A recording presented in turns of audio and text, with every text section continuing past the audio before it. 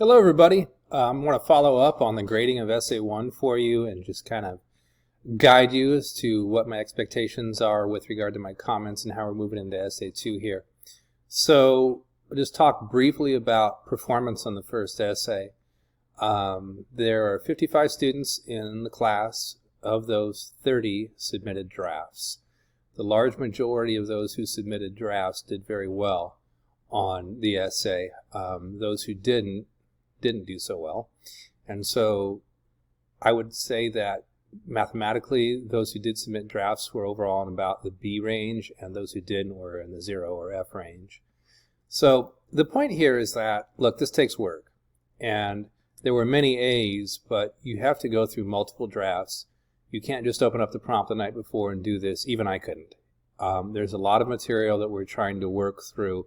So I would recommend that with the Shakespeare essay that you're working on right now, that you start immediately thinking about how you're going to outline your ideas and answer the question.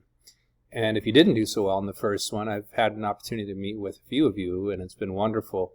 If you want to rewrite, I would recommend to rewrite if you got a C+ or below on the first one, and do it while it's fresh in mind. It's not due until the end of the semester, but doing it now would just help practice your skills more than anything else.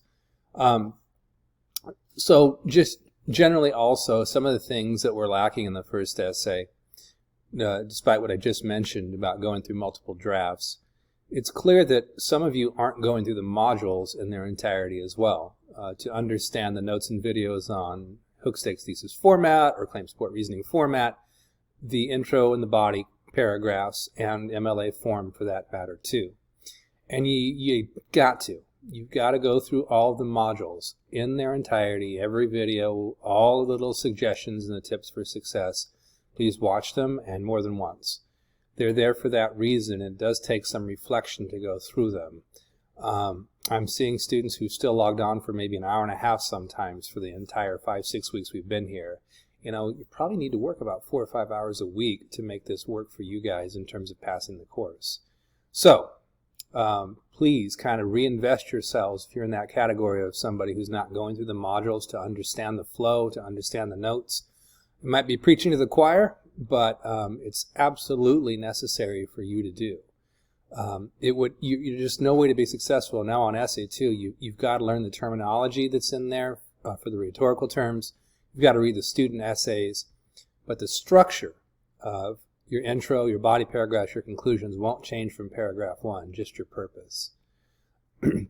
With that being said, I still look forward to working with you if you have questions. I do have office hours on Thursdays, as you know, but I can work with you almost any day of the week with a little bit of a heads up. And when the time arises, please reach out, and I look forward to meeting you and helping you with your next draft. But again, just to remind you, go through the modules, ask me questions, let me help you. This is a difficult class, and I don't necessarily structure it that way, but for the most part, you guys are doing something you haven't done before, and trusting your own opinions and moving away from a mode of writing that's all about summary into one in which you're defending an original idea that you have. And it just takes a little bit of extra understanding on your part to get that meaning across to the reader. And that's what I'm here to help you to do. Get your best opinion out and just get the reader to be convinced by it through the structure. A couple of minor notes before I sign off. One of them is, I made this note over and over again, but you should say, look through the list of top 20 errors as a final edit before you submit anything. There were lots of people who didn't do that, and they used the word you, for instance. That's just never going to happen. You don't ever do that in a college class. You can use I, but if you refer to the I pronoun, it has to be in the context of you having specific expertise in a given area that you can share, which is, it's relevant to the topic. But otherwise, you don't ever say I believe, or I think, or I feel, or in my opinion, or I read this article, or I'm going to do this in this essay. Those are all, well, some of them are redundancies, some of them are just irrelevant interjections, right? But you want to avoid that. But again, please go through that list of common errors, and it'll help with some of those stylistic points, and also it'll help with some of the MLA issues as well.